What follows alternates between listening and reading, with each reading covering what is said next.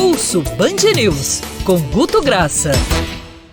Guto, sempre muito bom poder conversar com você. O Guto trazendo aí o pulso das redes, né? De acordo com os assuntos que vão variando. A gente tinha selecionado um assunto que é palpitante, né? Um assunto que a gente vem discutindo ao longo de alguns programas, né? Algumas colunas, e voltou muito forte nessa semana. Mas aí vem o noticiário e pumba, derruba a gente mais uma vez, né, Guto? E a gente não tem como não falar da reação das redes sobre a morte de Maradona. Bom dia para você.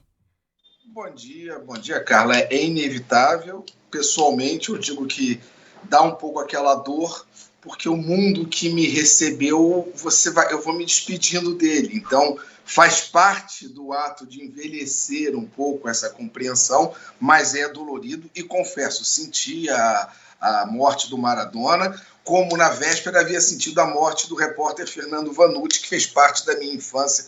Você, moleque, quando o futebol é o assunto mais importante dentre os assuntos sem importância na sua vida, aquilo é meio que parte da sua vida indo, mas compreensível quando você vai ficando mais velho. Agora, Carla, foi exatamente o que você falou, comoção mundial. Como é que você afere comoção mundial?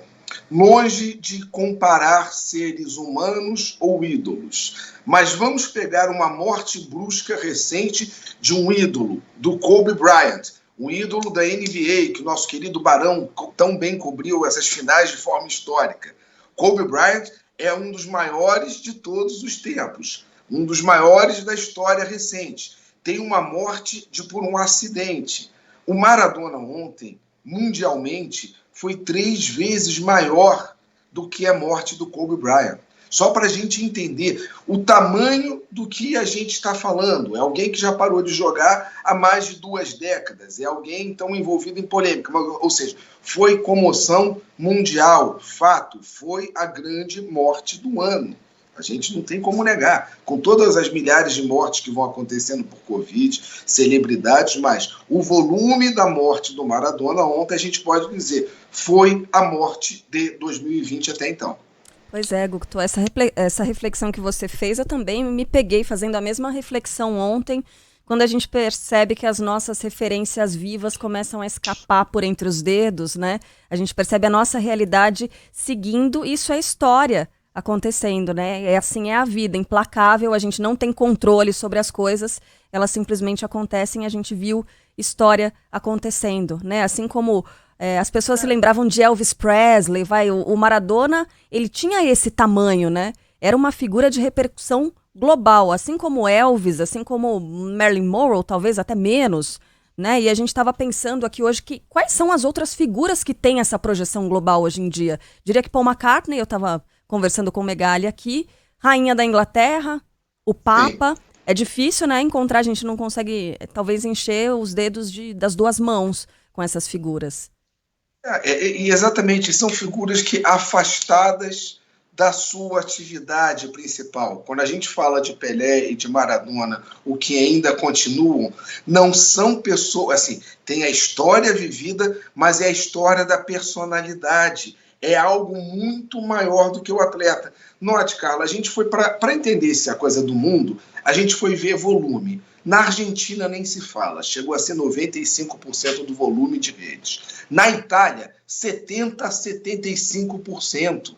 70% a 75% do volume de redes ontem foi sobre Maradona. Nem se fala em Nápoles, que Nápoles superou, literalmente, quando você fez a micro-região Nápoles, superou a Argentina no volume do sentimento do volume de Maradona, para a gente compreender. No Brasil, a gente não ficou atrás, cara.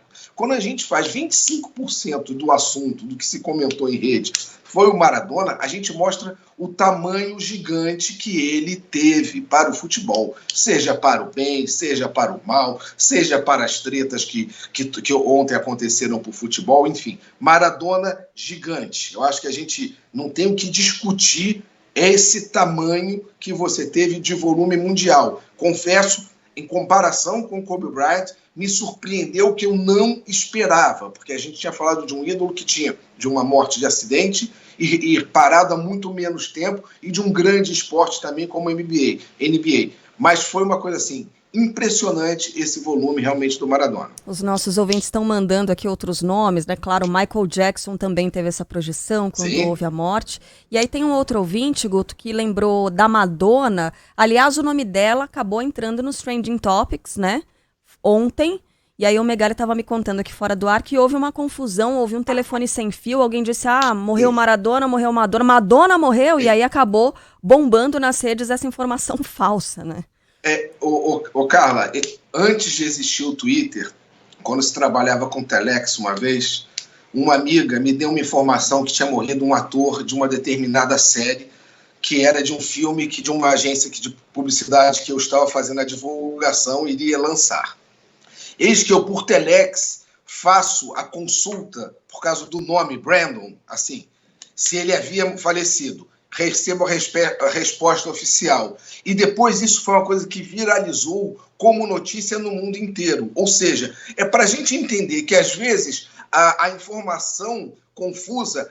Lá, há 30 anos atrás, eu já vivenciei profissionalmente uma confusão de nome, como aconteceu agora a história, só que, digamos, com a velocidade do Twitter, não foi tão forte quanto a informação que a minha querida Luísa um dia passou para minha ex-mulher, e eu fui checar, e a informação era um telefone sem fio, era sobre a morte do Brandon Lee e não do Brandon do ator da época, enfim. Só para entender a compreensão, às vezes, que o telefone sem fio, ele sempre existiu. Ele só foi turbinado pela existência das redes, Carla. Pois é. Ô Guto, então, para retomar o primeiro tema, né, que havia sido preparado hoje para a coluna... Não, deixa eu terminar um pouco, que tem uma coisa de Brasil para a gente falar um pouco. Então sim, vamos nessa. Vamos lá, eu não vou falar de hater, do cara que chegou ontem para lembrar que o Maradona chega ao fim da carreira e todas aquelas piadas de tiozão. Não, isso não aconteceu, Eu vou concentrar... Mas a gente vai concentrar num aspecto do Maradona, que era o aspecto dele ser amigo do Fidel, do Chaves, etc. E tal. Calma para a gente entender a diferença da batatinha doida do nosso querido Brasil e entender o brasileiro.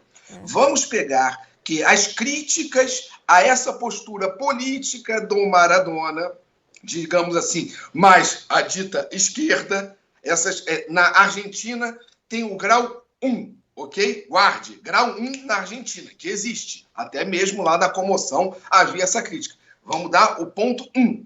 Você vai e leva isso para a Itália. Uma democracia, um local onde também tem a presença muito forte de uma direita ativa. Isso é lembrado com grau meio, metade. Aí você vai para a rede brasileira. Eis que na rede brasileira, esses comentários têm o ponto 8. 8, disparado desses 3 países que a gente fez, é onde mais levaram o Maradona para o algoritmo político, foi no Brasil. É a batatinha doida, não é o hater. A gente está confundindo essa gamificação política e levando absolutamente para todos os aspectos da vida. Daqui a pouco a gente vai estar discutindo isso sobre o andar, se uma pessoa mora no 17 ou mora no 13.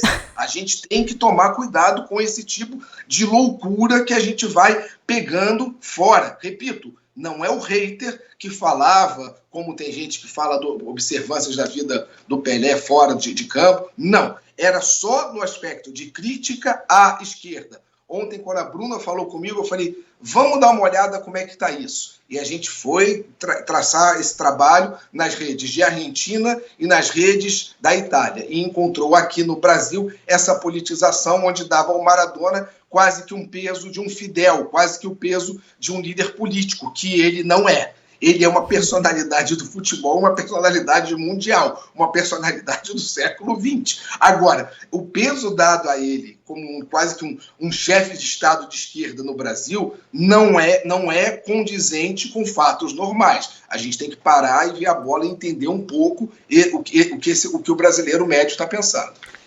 Guto, você que analisa as redes há algum período já, né? A gente não pode dizer um longo período, porque as redes não estão aí há tanto tempo assim, mas será que esse comportamento, essa reação do brasileiro, ela vai ser permanente? Ela tem a ver com as nossas características ou é algo que com o tempo a gente vai amadurecer, vai aprender a deixar isso de lado? É possível já projetar algo nesse sentido? Já tem 10 anos de redes e a gente não aprendeu. Eu acho que a gente tem que começar a entender um pouco que as pessoas continuam, às vezes, primeiro, confundindo a expressão de opinião como verdade. Você tem todo o direito de expressar sua opinião, mas transformar sua opinião em verdade absoluta, não. E a gente trabalha o que? Vendo redes. 98% dos diálogos em redes terminam como começaram. As pessoas não estão dialogando. A gente já falou isso um pouco aqui. Exercitam um monólogo sobre monólogo. Ou seja, não existe a compreensão. Então, se a gente continuar assim, Carla, eu não vejo, sinceramente, possibilidade da gente achar que vai amadurecer, porque parece não existir esse desejo de amadurecer. Existe, assim, um caminho. Se a gente não entender e oferecer alternativa para sair desse caminho, aí vai ficar muito mais difícil. Pois é, ninguém muda ninguém, né? Como dizem nos relacionamentos. Não tem como mudar ninguém, não tem jeito. Ô, Guto, vamos deixar então esse outro tema para a semana que vem. A gente falaria sobre o assassinato no Carrefour, né? Pauta do racismo. E eu aproveito para mandar um abraço aqui para o nosso ouvinte, deixa eu ver se tem o nome, o Ivaldo. Ele mandou uma foto pra gente, Guto, de um comunicado na porta de uma das lojas do Carrefour na Zona Sul de São Paulo, dizendo o seguinte, em respeito ao luto da família de João Alberto Silveira Freitas e a sociedade brasileira, todas as nossas lojas no Brasil estarão fechadas nessa quinta até as 14h. Então, houve uma mobilização, né, das pessoas e isso acabou afetando a ação da empresa. Então, eu sugiro a gente adiar um pouco essa discussão para a gente ter tempo de falar sobre isso, né, se aprofundar. Carla, até porque o racismo é uma pauta que a gente já tinha até pautado de falar em momentos anteriores, porque é um dos assuntos que mais cresceu no Brasil, não só em busca, em vários momentos. A gente teve 3 momentos lapidares para depois falar, que foi o momento daquele entregador que é agredido quando chega com pedido, ao Neymar, o entregador em agosto, o Neymar em setembro e o entregador barrado no prédio em Goiás em outubro, e em novembro o espancamento e morte do João Alberto. Ou seja, desculpa, falar que é mídia que pontua querendo dizer racismo, não, cara. O que está sendo feito é o seguinte, hoje tem uma coisa chamada telefone celular, que não ajudou a gente a captar a vida inteligente de outros planetas, conforme a gente pensava que ia aparecer mais disco voador com todo mundo, com mais celular, cara. Mas começou a captar a vida pouco inteligente de racista, ou seja, não é a imprensa. Dizer que a imprensa fica querendo transformar o assunto em racismo, não. São registros de fatos que estão sendo filmados e que começam na rede social. Eu queria entender como é que tanta gente vem culpar a imprensa de dizer que ela está incendiando um racismo que não existe no Brasil. Desculpa, não é o que eu vejo como cientista de dados em redes sociais, cara. E cabe realmente a gente conversar com mais vagar sobre isso aí. Um abraço a todos os jornalistas que acabaram sendo atacados, né, nesse período aí nas redes. São ataques muito, muito cruéis. Ô Guto, obrigada pelo excelente papo mais uma vez. Até quinta-feira que vem. Até quinta-feira que vem, estamos aí. Ou qualquer edição extraordinária é só chamar. Ah, maravilha, Guto. Um beijo.